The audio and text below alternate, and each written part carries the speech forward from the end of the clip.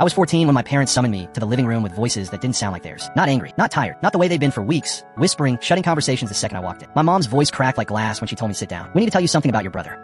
The folder landed on the coffee table with a sound too heavy for paper. Documents, medical files, and photos, dozens of them, of a boy I'd never seen but somehow recognized in the curve of his smile, the shape of his eyes. My face, frozen in time. Every birthday, every holiday, his empty seat at the table had been a ghost I'd never known to mourn. James didn't die in a car accident. The air collapsed. Mom covered her mouth like the truth itself was poisonous. Dad's voice came out flat, rehearsed. He's alive. He's been alive this whole time. The boy I'd mourned my entire life wasn't dead. He'd just been erased. Dad's next words came faster, as if speed could soften the blow. He's in a psychiatric facility. He's been there since he was 7. Mom tried to speak, but her voice dissolved into something between a sob and a gasp. Then Dad said the words that shattered what was left of me. He tried to kill you. Multiple times. Cold seeped through my veins, turning my blood to ice water. Suffocation. Drowning. He pushed you down the stairs once. Dad's hands trembled as he opened the folder, revealing reports I couldn't focus on. The last attempt involved a kitchen knife. We institutionalized one son to save the other. Mom whispered, her voice barely audible. Telling people he died was easier than explaining why we sent him away. We thought if you knew, you'd be scared of the world. Scared of him. Scared of everything. Everything clicked into place with sickening clarity. Every secretive weekend trip. Every unexplained outing. Every time they'd said family stuff and left me behind. Those weren't getaways. They were visits. Visits to a son in the shadows while I lived in the light, ignorant and whole. Does he know about me? My voice sounded distant, like it belonged to someone else. Dad nodded slowly. He asked about you. Every time. Will you tell him that you're doing well? That you're happy? Mom's eyes glistened. But I did remember. Fragments I dismissed as nightmares suddenly sharpened into memories. A hand over my mouth in the dark. Water closing over my head in the bathtub while Mom was on the phone. The stairs rushing up to meet me. I'd been too young to understand, too young to articulate the fear, so I'd buried it deep where forgotten things go to die. Why now? I asked. Why tell me after all these years? My parents exchanged a glance heavy with meaning. He's getting better, Dad said carefully. His doctors think he might be ready for supervised visits. Eventually, maybe integration back into our family. I stood so fast the chair scraped against the floor. You want to bring him home? Not home. Mom said quickly. Not yet. Maybe never. But he's our son. He's your brother. He tried to kill me. He was 7 years old and deeply disturbed. The doctors say he's made remarkable progress with medication and therapy. I looked at the photos scattered across the table. James at 8, James at 10, James at 15. In the most recent photo, he stared at the camera with eyes that held something I couldn't name. Sadness? Regret? Or just emptiness? I need time, I said. Of course, Dad replied. We all do. But time wouldn't change the fundamental truth. My parents had chosen me. They'd locked one son away to protect the other. And now they wanted me to forgive them for it, to understand it. Maybe even to accept the return of the brother who tried to erase me before I was old enough to remember. I picked up one of the photos, James at 7, right before he disappeared from my life. He looked so normal, so ordinary. Just a kid who could have been anyone's brother, anyone's son. That night, I lay in bed staring at shadows on the ceiling, wondering which memories were real and which were reconstructed from suggestion and fear. Wondering if he remembered my face or just the urge to destroy it. My parents had kept this secret for a decade, letting me mourn a ghost while they visited a living phantom. They'd built my entire childhood on a foundation of lies, thinking protection and deception were the same thing. And now they wanted redemption. But some truths, once revealed, can never be hidden again. The ghost had a name, a face, a heartbeat, and he was asking about me.